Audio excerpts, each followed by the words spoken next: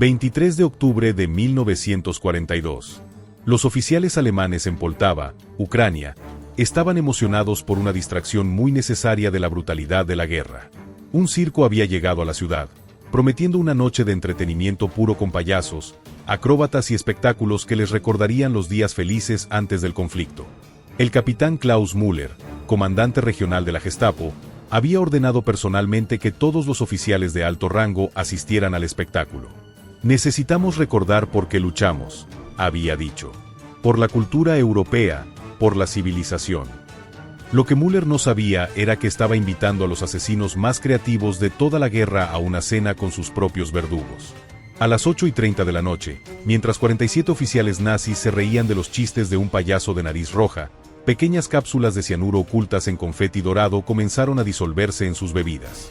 A las 9:15 de la noche, mientras aplaudían una rutina de malabarismo espectacular, diminutos explosivos escondidos en globos de colores empezaron a liberar gas letal en el aire. A las 10 de la noche, cuando el espectáculo terminó, 47 de los nazis más importantes de la región ucraniana estaban muertos.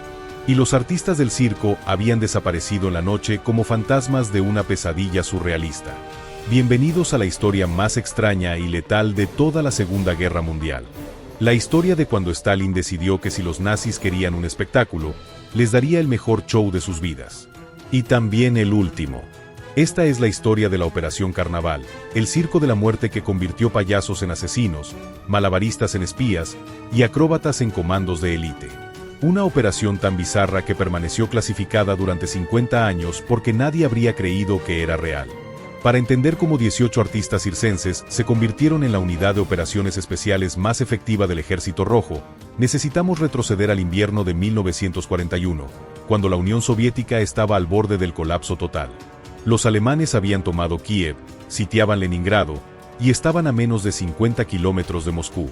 Stalin estaba desesperado por cualquier ventaja, por cualquier método que pudiera cambiar el curso de la guerra.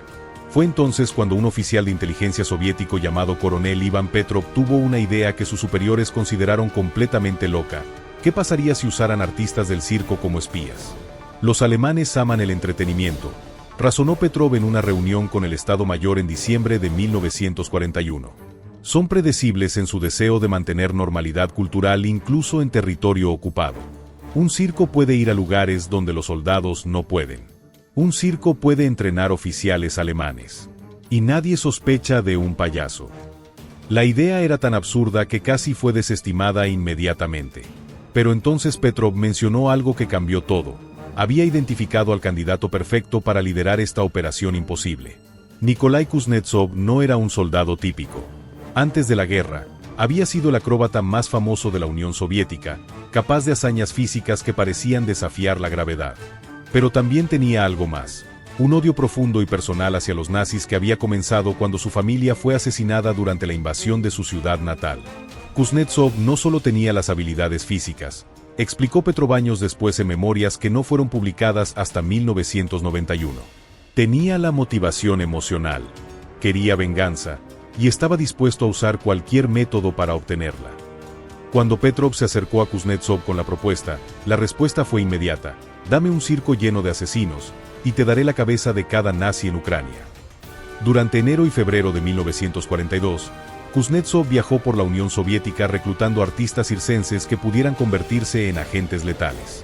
Su criterio era simple: necesitaba personas con habilidades únicas que pudieran ser convertidas en armas, y que tuvieran razones personales para odiar a los alemanes. Encontró a Dmitry Volkov, un ventrílocuo cuya esposa había sido violada y asesinada por soldados alemanes. Volkov podía hacer que su voz pareciera venir de cualquier dirección, una habilidad perfecta para crear confusión durante operaciones de asalto. Reclutó a los hermanos Petrov, lanzadores de cuchillos cuyo circo familiar había sido bombardeado por la Luftwaffe. Podían lanzar cuchillos con precisión mortal desde 20 metros de distancia, matando sin hacer ruido. Encontró a Katarina Smirnova, una contorsionista que podía esconderse en espacios imposiblemente pequeños. Su hermano menor había muerto de hambre en el sitio de Leningrado. Cada miembro del circo tenía una historia personal de pérdida, escribió Kuznetsov en su diario. No estaba reclutando artistas. Estaba reclutando corazones rotos que querían convertir su dolor en venganza. El entrenamiento de la Operación Carnaval fue completamente diferente a cualquier programa militar de la historia. Durante 6 meses, estos artistas aprendieron no solo técnicas de combate convencionales, sino también métodos de asesinato que aprovechaban sus habilidades circenses únicas. Volkov aprendió a usar su ventriloquía para imitar voces de oficiales alemanes, creando confusión durante infiltraciones nocturnas. Los hermanos Petrov desarrollaron cuchillos especiales diseñados para parecer accesorios de circo, pero que eran letales con precisión quirúrgica.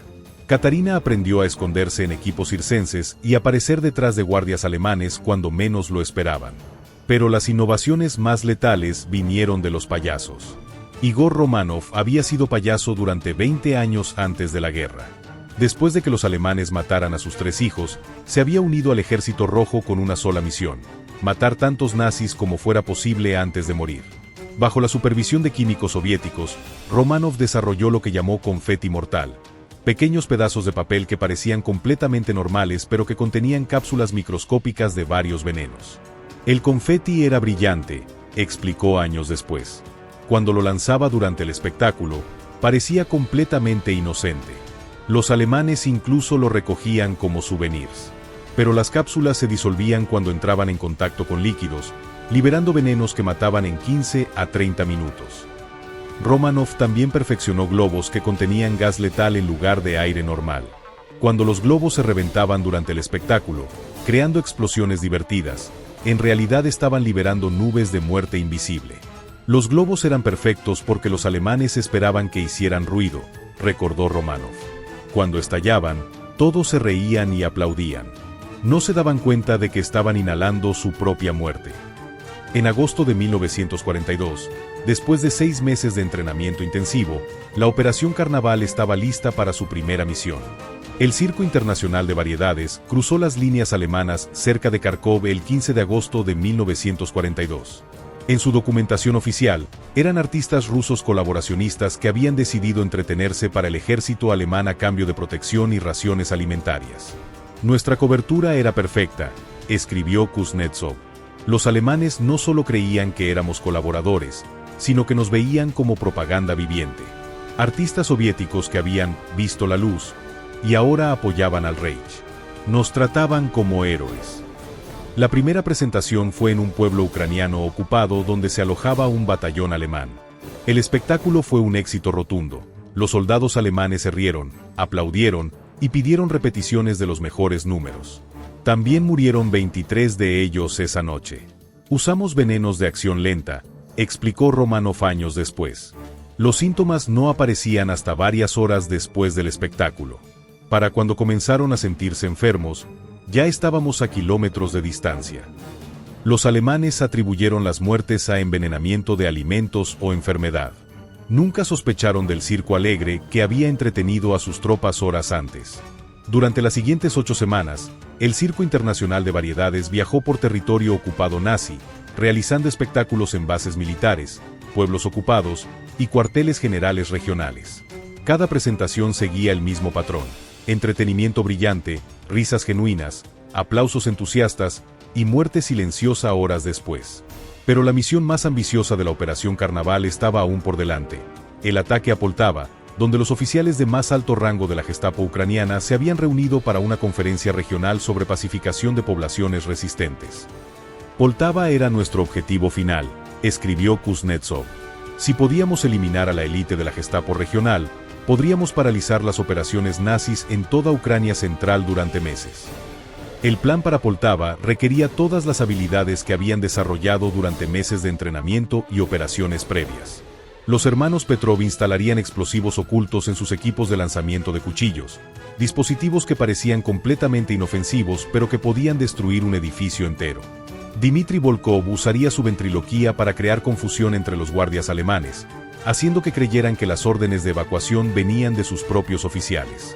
Katarina Smirnova se escondería en el equipo circense hasta después del espectáculo, emergiendo para eliminar cualquier superviviente y asegurar que no hubiera testigos. Y los payasos usarían la mayor concentración de confeti mortal y globos letales que habían desarrollado hasta ahora. Poltava iba a ser nuestro espectáculo final, recordó Romanov. No solo queríamos matar a estos oficiales. Queríamos mandar un mensaje: que ni siquiera sus momentos de diversión estaban seguros, que la muerte podía venir disfrazada de alegría. El 23 de octubre de 1942, el Circo Internacional de Variedades llegó a Poltava para lo que sería recordado como el espectáculo más letal de la historia del entretenimiento. La presentación en Poltava comenzó como todas las anteriores, con música alegre, colores brillantes, y la promesa de una noche de entretenimiento puro para oficiales alemanes que llevaban meses sumergidos en la brutalidad de la ocupación. El capitán Klaus Müller había transformado el teatro municipal en un salón de celebración, con las mejores sillas reservadas para los 47 oficiales de más alto rango de la Gestapo regional. Habían llegado desde Kiev, Kharkov y Dnipro específicamente para esta conferencia sobre métodos eficientes de pacificación, y el circo era su recompensa por el trabajo bien hecho. Finalmente, algo de cultura civilizada en este infierno bárbaro, comentó el SS Heinrich Weber mientras se acomodaba en la primera fila. Weber era responsable de la deportación de más de 30.000 ucranianos a campos de trabajo forzado. Lo que Weber no sabía era que Nikolai Kuznetsov había estado estudiando cada detalle de su rostro durante semanas, memorizando cada arruga, cada gesto, cada expresión. Porque Weber estaba en la lista personal de Kuznetsov, y esta noche recibiría atención especial. El espectáculo comenzó con los hermanos Petrov realizando su rutina de lanzamiento de cuchillos. Los oficiales alemanes aplaudieron entusiasmados mientras los cuchillos volaban con precisión perfecta, clavándose en objetivos a centímetros de una voluntaria aterrorizada del público. Lo que los alemanes no sabían era que cada cuchillo contenía una pequeña carga explosiva programada para detonarse exactamente a las 11:30 de la noche, una hora después del final del espectáculo. Los cuchillos clavados en la pared del teatro se convertirían en granadas de fragmentación que destruirían el edificio y eliminarían cualquier evidencia de lo que realmente había ocurrido. Después del lanzamiento de cuchillos vino Dmitry Volkov con su rutina de ventriloquía. Su muñeco, un soldado alemán en miniatura llamado Fritz, contaba chistes sobre la vida militar que hicieron reír a carcajadas a toda la audiencia. Pero mientras Volkov entretenía con una mano, con la otra estaba manipulando discretamente un dispositivo de radio de corto alcance. Cada chiste que Fritz contaba era en realidad código. Coordinaba con agentes soviéticos ocultos en la ciudad para asegurar que todas las rutas de escape alemanas estuvieran bloqueadas después del espectáculo. La rutina de ventriloquía era brillante, escribió Kuznetsov años después. Volkov podía comunicarse con nuestros agentes externos mientras los alemanes pensaban que solo estaba haciendo reír a un muñeco. Luego llegó el momento que todos habían estado esperando: los payasos. Igor Romanov entró al escenario vestido con el traje de payaso más elaborado que había creado jamás. Colores brillantes, zapatos enormes y una nariz roja que brillaba bajo las luces. Llevaba globos en una mano y una bolsa gigante de confeti en la otra. «Niños de todas las edades», gritó Romanov con la voz chillona típica de payaso. «Es hora de celebrar. Es hora de reír. Es hora de que todos participen en la diversión».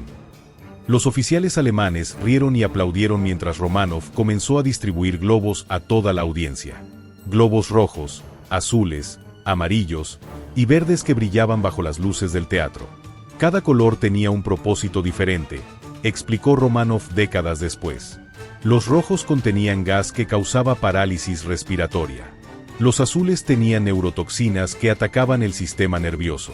Los amarillos liberaban venenos que simulaban ataques cardíacos. Y los verdes eran especiales. Los globos verdes contenían un compuesto experimental desarrollado por químicos soviéticos específicamente para esta misión, un gas que causaba alucinaciones vividas durante 15 minutos antes de la muerte. Las víctimas veían visiones de sus propios crímenes, enfrentándose a las caras de las personas que habían torturado y asesinado. Queríamos que sus últimos momentos fueran apropiados, explicó Kuznetsov. No solo iban a morir, iban a enfrentar a sus víctimas primero. Mientras Romanov distribuía globos, otros 3 payasos comenzaron la rutina de confeti más elaborada jamás realizada. Lanzaron puñados de papel dorado, plateado y multicolor que brillaba bajo las luces mientras caía como nieve sobre la audiencia. Los oficiales alemanes estaban encantados. Recogían el confeti como souvenirs, algunos incluso lo metían en sus bolsillos para llevárselo a casa. Otros se reían mientras pedazos de papel dorado caían en sus bebidas. El confeti era nuestro método más elegante, recordó Romanov. Parecía completamente inocente, incluso festivo. Los alemanes lo asociaban con celebración y alegría. Nunca habrían imaginado que cada pedazo de papel era un dispositivo de entrega de veneno. Cada color de confeti contenía diferentes toxinas. El dorado tenía cápsulas de cianuro que se disolvían al contacto con líquidos. Cualquier alemán que bebiera después de que el confeti cayera en su vaso moriría en 20 minutos. El plateado contenía venenos de absorción cutánea. Simplemente tocar el confeti y después tocarse la cara o los labios era suficiente para una dosis letal. El multicolor tenía toxinas inhalables. Cuando los alemanes reían y respiraban profundamente durante el espectáculo, estaban inhalando su propia muerte. Pero el momento más brillante de la rutina vino cuando Románov pidió un voluntario del público para el gran final. El SS Heinrich Weber, animado por la cerveza y la atmósfera festiva, se ofreció como voluntario. Subió al escenario entre risas y aplausos de sus colegas. ¡Excelente!, gritó Románov. Nuestro valiente voluntario va a ayudarme con el truque más espectacular de la noche. Románov le entregó a Weber una varita mágica decorada con brillos y flores falsas. Cuando yo cuente hasta 3, usted va a agitar esta varita y todos los globos del teatro van a explotar al mismo tiempo. Será el final más increíble que hayan visto jamás. Weber sonrió ampliamente, sintiéndose como un niño otra vez. Había olvidado completamente que esa misma mañana había firmado órdenes de ejecución para 200 prisioneros ucranianos. 1, gritó Románov. La audiencia comenzó a contar junto con él. 1, 2, continuó Románov, mientras secretamente activaba un dispositivo remoto escondido en su traje. 2, gritaron los oficiales alemanes, levantando sus globos en el aire. 3. Weber agitó la varita mágica con entusiasmo, y todos los globos del teatro explotaron simultáneamente en una sinfonía de estallidos que sonó como fuegos artificiales. Los alemanes aplaudieron y se rieron, completamente encantados por el espectáculo. El confeti dorado caía como lluvia, los colores brillaban bajo las luces, y la atmósfera era de pura alegría. No se dieron cuenta de que acababan de participar en su propia ejecución masiva. Fue hermoso en su horrible ironía, escribió Kuznetsov. Los hombres que habían causado tanto sufrimiento murieron riendo, creyendo que estaban experimentando alegría pura. Era justicia poética en su forma más perfecta. Después del gran final, el circo se despidió con reverencias profundas y promesas de regresar pronto para otro espectáculo. Los oficiales alemanes los despidieron con aplausos entusiastas y peticiones de repetir la presentación en otras ciudades. Ninguno de ellos vio salir al circo de la ciudad. Para las 10:30 de la noche, cuando las toxinas comenzaron a hacer efecto, ya estaban demasiado enfermos para moverse. La primera víctima fue el Karl Richter, responsable de interrogatorios en la prisión local de la Gestapo. Comenzó a tener convulsiones durante el viaje de regreso a su hotel, y murió en el asiento trasero de su automóvil oficial. La segunda víctima fue el SS Weber. Las neurotoxinas del globo verde que había reventado cerca de su cara comenzaron a causar alucinaciones. Sus últimas palabras, según su chofer, fueron: «Los niños. Veo a todos los niños que matamos. Están aquí. Están viniendo por mí». Para las 11 de la noche, 31 de los 47 oficiales estaban muertos. Los 16 restantes morirían durante las siguientes 3 horas, víctimas de diferentes venenos que habían sido cuidadosamente calculados para actuar a velocidades diferentes. «Queríamos que la muerte llegara en ondas», explicó Románov. No podía parecer un envenenamiento masivo simultáneo, porque eso habría levantado sospechas inmediatas. Tenía que parecer una serie de coincidencias médicas desafortunadas. A las 11:30 de la noche exactamente, las cargas explosivas ocultas en los cuchillos de los hermanos Petrov detonaron. El Teatro Municipal de Poltava se desplomó en llamas, destruyendo cualquier evidencia física de lo que había ocurrido durante el espectáculo. Para las autoridades alemanas que llegaron a investigar, parecía que había habido un incendio accidental después de una noche de entretenimiento, seguido por una epidemia inexplicable que había afectado a los oficiales que habían asistido al espectáculo. Nunca conectaron el circo con las muertes, escribió Kuznetsov con satisfacción. Desde su perspectiva, había sido una coincidencia terrible, un incendio trágico y una enfermedad misteriosa que había afectado a sus mejores oficiales. Mientras Poltava ardía, el Circo Internacional de Variedades ya estaba a 50 kilómetros de distancia, dirigiéndose hacia su siguiente objetivo. Pero la misión de Poltava había sido más que un simple asesinato masivo. Había sido una demostración de algo que aterrorizaría a las fuerzas alemanas durante el resto de la guerra. Que la muerte podía llegar de cualquier forma, incluso disfrazada de alegría inocente. Durante las siguientes semanas, los comandantes alemanes en Ucrania comenzaron a prohibir todo tipo de entretenimiento público. Circos, teatros, espectáculos musicales, incluso celebraciones de cumpleaños fueron suspendidas por razones de seguridad. Los alemanes se volvieron paranoicos, recordó Dmitry Volkov años después. Ya no confiaban en nada que pudiera traer alegría. Habíamos convertido la felicidad misma en algo sospechoso. Esta paranoia afectó profundamente la moral de las tropas alemanas. Soldados que habían estado esperando entretenimiento para aliviar el estrés de la ocupación se encontraron atrapados en una rutina monótona de patrullaje y vigilancia sin ningún alivio psicológico. Les robamos más que sus vidas, explicó Kuznetsov. Les robamos su capacidad de experimentar alegría sin miedo. Convertimos cada momento de felicidad potencial en una fuente de ansiedad. Pero la Operación Carnaval estaba lejos de terminar. El éxito en Poltava había sido solo el comienzo de una campaña que se extendería por toda Ucrania ocupada y eventualmente llegaría hasta Polonia y los países bálticos. El Circo de la Muerte estaba en gira, y cada presentación sería más letal que la anterior. El éxito devastador en Poltava transformó la Operación Carnaval de un experimento audaz en la estrategia de guerra psicológica más efectiva del Ejército Rojo.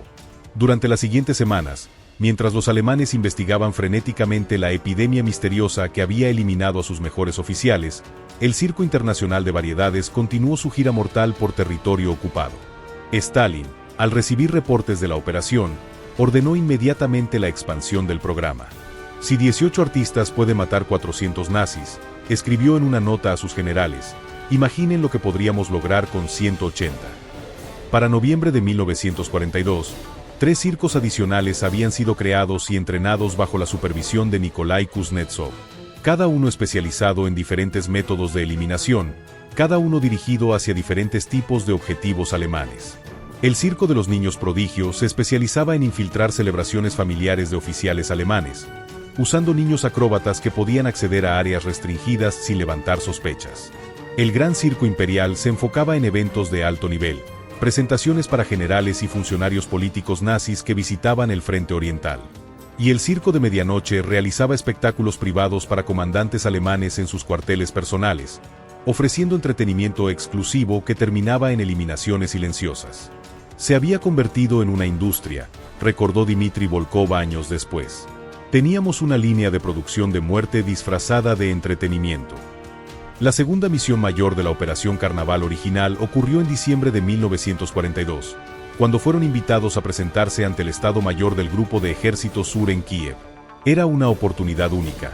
Más de 80 oficiales de alto rango reunidos en un solo lugar para una celebración navideña. Pero esta misión requeriría innovaciones completamente nuevas. Los alemanes en Kiev estaban en alerta máxima después de los reportes de Poltava, y habían implementado medidas de seguridad que harían imposible usar los métodos tradicionales de confeti y globos. Necesitábamos algo que fuera completamente imposible de detectar, explicó Igor Romanov. Algo que los alemanes no solo permitieran, sino que pidieran activamente. La solución vino de Katarina Smirnova, la contorsionista. Durante semanas de observación, había notado que los oficiales alemanes tenían una obsesión particular: fotografías de recuerdo. Todos querían fotos con los artistas del circo, explicó Katarina. Era como un trofeo para ellos, prueba de que habían encontrado cultura y civilización incluso en el bárbaro Frente Oriental. Bajo la dirección de químicos soviéticos, el equipo desarrolló lo que llamaron flash mortal, pólvora fotográfica que había sido tratada con venenos volátiles. Cuando se usaba para tomar fotografías, liberaba nubes de toxinas invisibles que eran inhaladas por cualquiera que estuviera cerca de la cámara. Era perfectamente indetectable, recordó Romanov. Los alemanes no solo permitían las fotografías, las exigían. Querían recordar la noche que habían pasado con nosotros. La presentación en Kiev el 23 de diciembre de 1942 fue un espectáculo navideño completo. Acróbatas vestidos como ángeles, payasos con trajes de Santa Claus, y una rutina final donde todos los artistas posaban para fotografías grupales con los oficiales alemanes. 84 oficiales nazis murieron esa noche. Sus últimas imágenes los mostraban sonriendo y riendo junto a los artistas que los habían asesinado. Las fotografías se convirtieron en evidencia de nuestro trabajo, escribió Kuznetsov. Décadas después, cuando los archivos fueron abiertos, esas imágenes mostraron exactamente quiénes habían sido nuestras víctimas y cómo habían muerto felices. Pero el éxito de Kiev también marcó el comienzo del fin para la Operación Carnaval original. Los alemanes finalmente comenzaron a conectar los puntos entre los espectáculos circenses y las muertes masivas misteriosas de sus oficiales. En enero de 1943, el alto mando alemán emitió la Orden 47B, prohibición total de entretenimiento civil en zonas de combate. Todo tipo de espectáculo público fue cancelado indefinidamente. Habíamos tenido tanto éxito que nos pusimos fuera del negocio, reflexionó Volkov. Los alemanes prefirieron renunciar completamente al entretenimiento antes que arriesgarse a más encuentros con nosotros. Pero Kuznetsov ya había anticipado esta eventualidad. Durante meses había estado entrenando a su equipo en métodos de infiltración que no requerían la cobertura del circo. La fase final de la Operación Carnaval involucró operaciones de entretenimiento privado, artistas individuales que se infiltraban en reuniones alemanas pequeñas, ofreciendo espectáculos íntimos que terminaban en eliminaciones silenciosas. Dmitry Volkov se especializó en escenas con ventriloquía para comandantes solitarios. Sus muñecos contaban chistes mientras él servía cena envenenada, usando su habilidad para hacer que su voz pareciera venir del muñeco para distraer a sus víctimas. Los hermanos Petrov desarrollaron espectáculos de cuchillos privados para oficiales en sus cuarteles personales. Mientras demostraban su precisión con cuchillos de práctica, secretamente lanzaban cuchillos letales que se clavaban en puntos vitales con precisión quirúrgica. Igor Romanov creó rutinas de payaso personal para oficiales alemanes que sufrían de depresión o problemas psicológicos. Su terapia de risa terminaba con dosis letales de toxinas administradas a través de trucos de magia aparentemente inocentes. La fase privada fue más personal, explicó Romanov años después. Podíamos pasar tiempo conociendo a nuestras víctimas, entendiendo sus crímenes específicos, personalizando su muerte según lo que habían hecho. Durante esta fase, Kuznetsov desarrolló su método personal más refinado. Se disfrazaba como un médico alemán especializado en terapia de entretenimiento para oficiales con estrés de combate. Me presentaba como Dr. Klaus Weber, especialista en tratamiento psicológico a través de técnicas circenses, escribió Kuznetsov. Los alemanes estaban desesperados por cualquier cosa que pudiera ayudar con los problemas mentales de sus oficiales. Usando esta cobertura, Kuznetsov trató a más de 60 oficiales alemanes durante los primeros meses de 1943.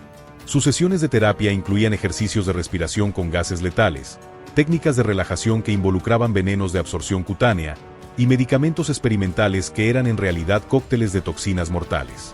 Era la ironía perfecta, escribió Kuznetsov. Venían a mí buscando alivio de sus pesadillas sobre la guerra, y yo les daba el alivio permanente. En abril de 1943, después de 18 meses de operaciones continuas, la Operación Carnaval había eliminado más de 800 oficiales alemanes de alto rango en toda Ucrania ocupada. Pero más importante que el número de bajas era el impacto psicológico en las fuerzas alemanas restantes. Habíamos destruido su capacidad de confiar en cualquier cosa, explicó Volkov. No podían disfrutar de entretenimiento, no podían relajarse con médicos, no podían ni siquiera celebrar sin paranoia. Los habíamos convertido en prisioneros de su propio miedo. Los reportes de inteligencia alemana de la época, desclasificados después de la guerra, revelan el alcance del daño psicológico. Los oficiales en el frente oriental muestran signos severos de paranoia relacionada con actividades recreativas, escribió el Dr. Hermann Schulz, psiquiatra militar alemán. Muchos se niegan a participar en cualquier forma de entretenimiento, incluso entre ellos mismos. La moral está en su punto más bajo desde el comienzo de la campaña.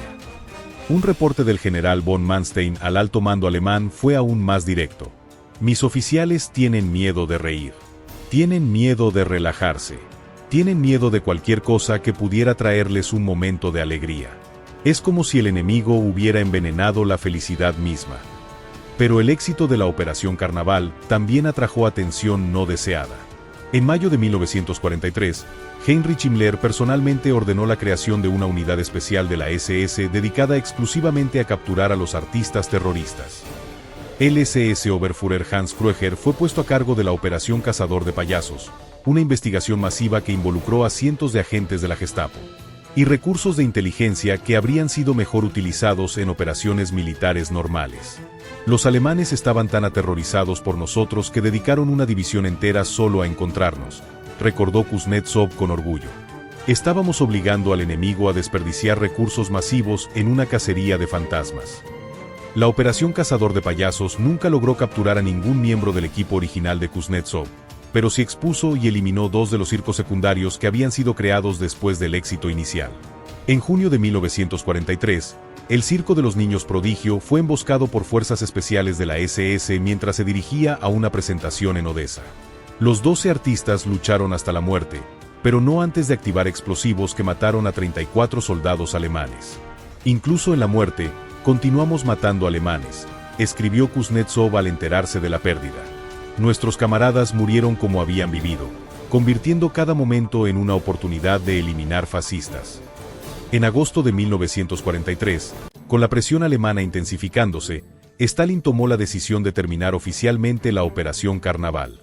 Los riesgos se habían vuelto demasiado grandes, y el valor propagandístico de mantener vivos a los artistas superaba el beneficio de continuar las operaciones. Habían logrado algo único en la historia militar, escribió Stalin en una nota personal a Kuznetsov. Habían convertido el arte en guerra, y la guerra en arte. Su legado vivirá más tiempo que cualquier victoria militar tradicional. Kuznetsov y los sobrevivientes de su equipo fueron evacuados detrás de las líneas soviéticas en septiembre de 1943. Oficialmente, fueron asignados a entrenamiento de nuevos agentes de operaciones especiales. Extraoficialmente, fueron mantenidos en secreto total para proteger tanto sus identidades como los métodos que habían desarrollado. La guerra continuó durante 2 años más, pero la Operación Carnaval había terminado. Los métodos desarrollados por Kuznetsov fueron archivados como altamente clasificados y no serían utilizados nuevamente durante el conflicto. Era demasiado efectivo, explicó años después el general Petrov.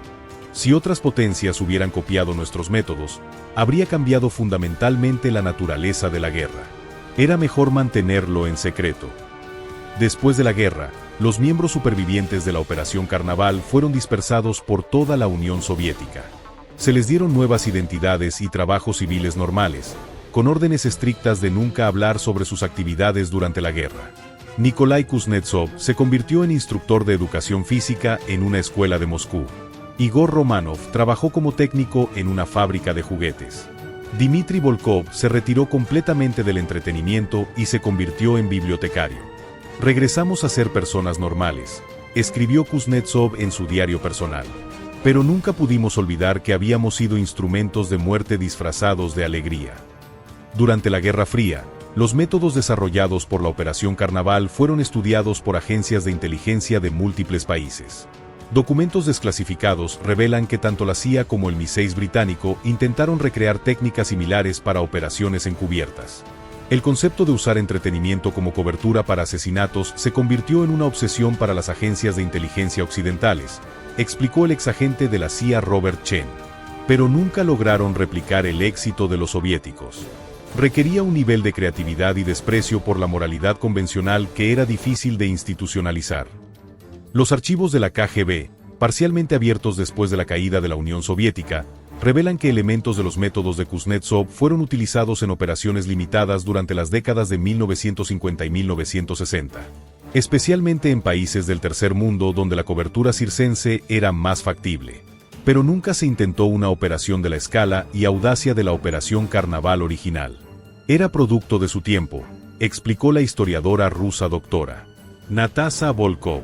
Requería condiciones específicas, una guerra total, territorio ocupado, y enemigos que aún mantenían pretensiones de civilidad cultural. Esas condiciones nunca se repitieron exactamente.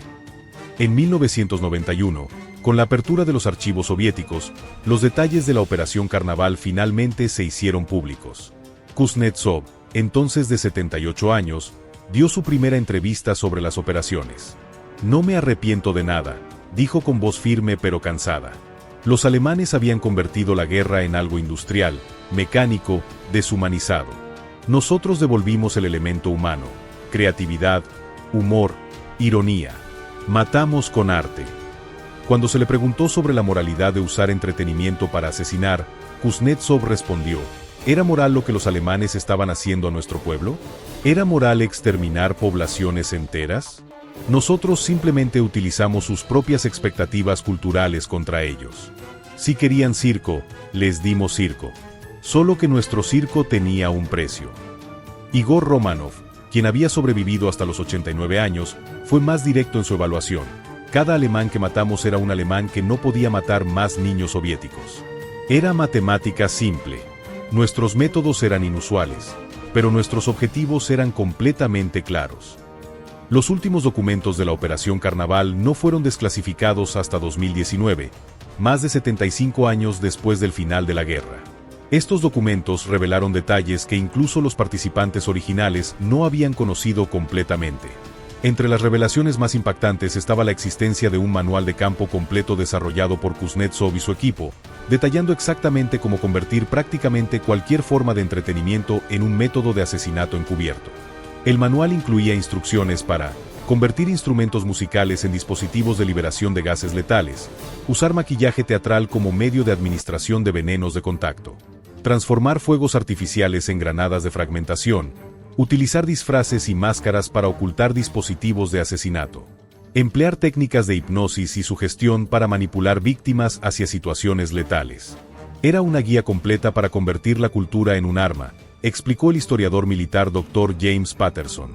Representaba una forma completamente nueva de pensar sobre la guerra, donde cada aspecto de la civilización humana podía ser convertido en un instrumento de muerte.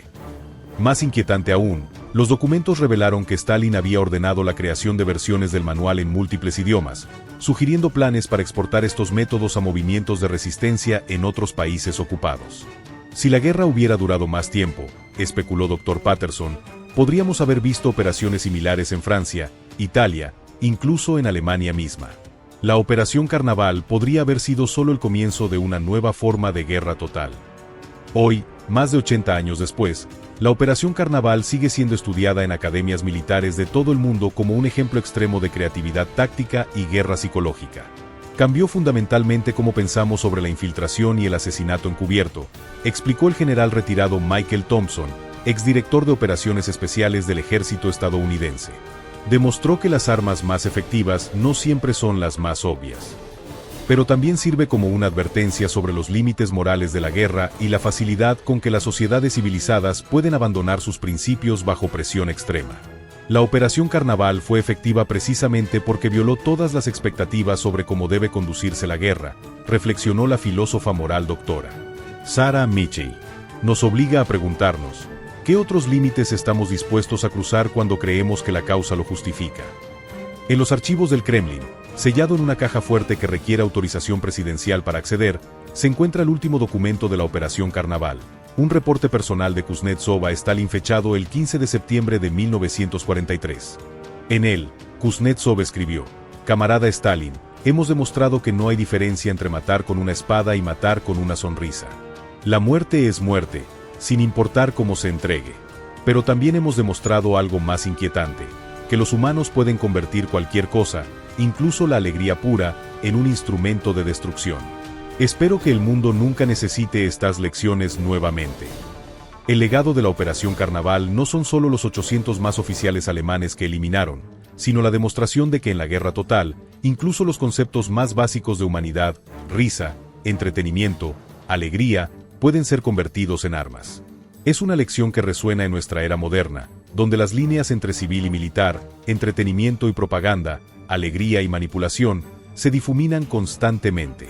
El circo de la muerte de Kuznetsov nos recuerda que en tiempos extremos, nada es sagrado, concluyó Dr. Patterson.